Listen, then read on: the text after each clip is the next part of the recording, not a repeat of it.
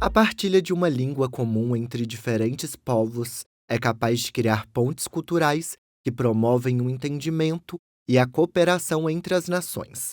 A língua, inclusive, é um canal poderoso de comunicação que ultrapassa fronteiras. No Brasil, nós falamos o português, idioma que é compartilhado com outros 9 países, entre eles Portugal. Mas a relação com a população lusitana, algumas vezes, ganha contornos xenofóbicos. Nas redes sociais, por exemplo, discursos ofensivos demonstram que o preconceito linguístico entre os dois países tem se multiplicado. O preconceito, ele acontece quando uma pessoa não aceita ou critica a fala do outro. Quando a pessoa ri, critica, diz que aquilo está errado, é a manifestação do preconceito. Isso é uma das formas, né?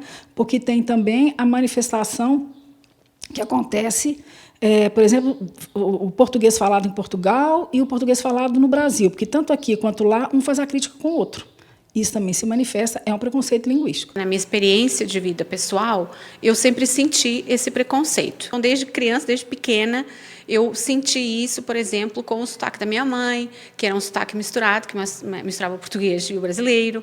Aí, por exemplo, na escola, quando as pessoas sabiam que a minha mãe era brasileira, eu falava algumas palavras misturadas, em termos mais de léxico mesmo. Isso também havia, né, ou faziam piada, ou riam, ou achavam engraçado falar dessa forma. Por exemplo, às vezes eu estava um período extenso aqui no Brasil, sabe? Às vezes 3 meses, voltava de férias e novamente ia com algumas expressões, né, que tinha pegado aqui de escuta. A Romina é portuguesa. Para ela, o aumento na imigração de brasileiros para Portugal promove uma troca intensa de costumes sociais e culturais. Para se ter uma ideia, de acordo com a Agência para a Integração de Imigrantes e Asilo, os brasileiros representam 35% do total dos mais de 1 milhão de cidadãos estrangeiros residentes no país lusitano. Porém, nem sempre essa interação ocorre de maneira harmoniosa. Se a gente for pensar na vinda dos portugueses, né, essa aura que tem a língua portuguesa falada em Portugal, que tem muita gente que diz assim, o português melhor falado é em Portugal, né? Então, assim, essa questão colonial, que na verdade isso é um resquício de colônia, né, de achar que lá falam melhor português do que a gente, isso aconteceu, não é de hoje. Se a gente for pegar assim na história social, na história do Brasil, a gente vai perceber que isso vai acontecer desde sempre. Tem também a questão social, por exemplo, a repercussão das novelas, não é? A música funk hoje em dia. Então, sempre houve essa presença, não é? Alguns elementos também, por exemplo, do carnaval, né? Portugal começou a ter um carnaval com várias influências brasileiras, artistas, inclusive, que vão para lá, não é? E, enfim, participam dessa festividade. Mas há um preconceito, um fator que eu acho social mais importante, que é em relação às mulheres, né? Então, essa visão da mulher como muitas vezes sendo considerada, se é uma mulher brasileira, então ela está aqui, ela é prostituta. Então, esse julgamento, acho que tem uma mistura muito grande aí nesse fator social, né? E também nessa questão histórica, obviamente, colonial. Mas eu penso que o mais preponderante hoje em dia ainda continua sendo a questão da mulher brasileira, o estereótipo em relação a isso, não é? O estereótipo, o preconceito, todas as questões que nós sabemos que estão envolvidas. Dados da Comissão para a Igualdade contra a Discriminação Racial de Portugal apontam que as denúncias de xenofobia contra brasileiros cresceram mais de 500% em 2023. A Beatriz, que também é portuguesa, acredita que esse preconceito é um tanto quanto contraditório. Os portugueses, pá, vamos ver as novelas, vamos ouvir a música a toda hora, etc. Mas pronto, vem aqui o brasileiro viver para cá, pá, já acho um bocado estranho. Ok, não, pronto, é uma realidade triste que eu, pronto, estou a comentar enquanto a minha opinião, obviamente. Não sei o que outros portugueses possam dizer acerca disto, mas, por exemplo, é a minha observação apenas, sim.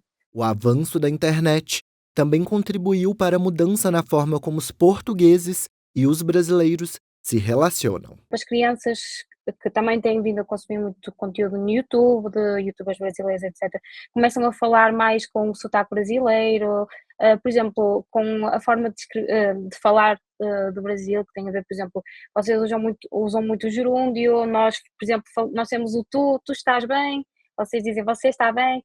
Pronto, tem estas pequenas diferenças que depois, pronto, como os portugueses, pronto, já estão já com aquela tendência, opá, que chato, eles começam a ficar assim, coisas muito pequenas, já começam, opá, estás aí a falar brasileiro, pá, fala português, é português, não é? Apesar disso, quem visita ou já morou em Portugal acredita que o contato entre brasileiros e portugueses pode sim render trocas linguísticas e culturais muito positivas.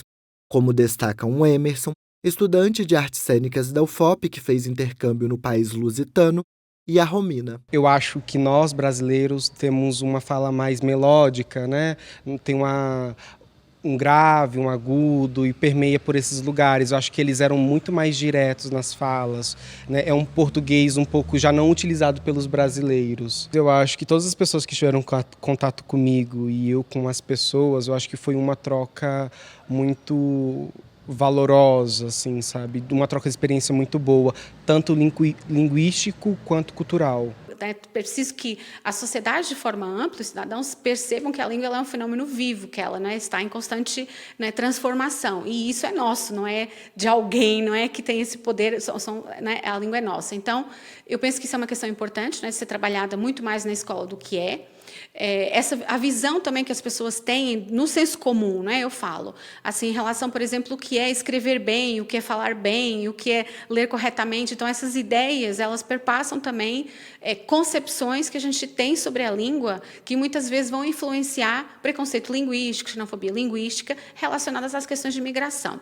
Então, eu penso que trabalhar isso na escola é essencial. Acho que um outro aspecto também importante que me parece é a questão da formação humanística, né, e ampla do cidadão, né, para justamente compreender as diferenças, quaisquer que elas sejam, né, e aí a gente poderia entrar em vários outros campos, né, de discussão, não só a xenofobia linguística. Então, eu penso que há um contributo da escola importante, mas também em casa, né, nas famílias. Então, mesmo que a pessoa possa ter uma ideologia mais conservadora, algo nesse sentido, mas respeitar, compreender essas diferenças na língua e em outros domínios, isso passa também pela escola, mas não só. Eu acho que vai também depois não é, abrangendo várias esferas.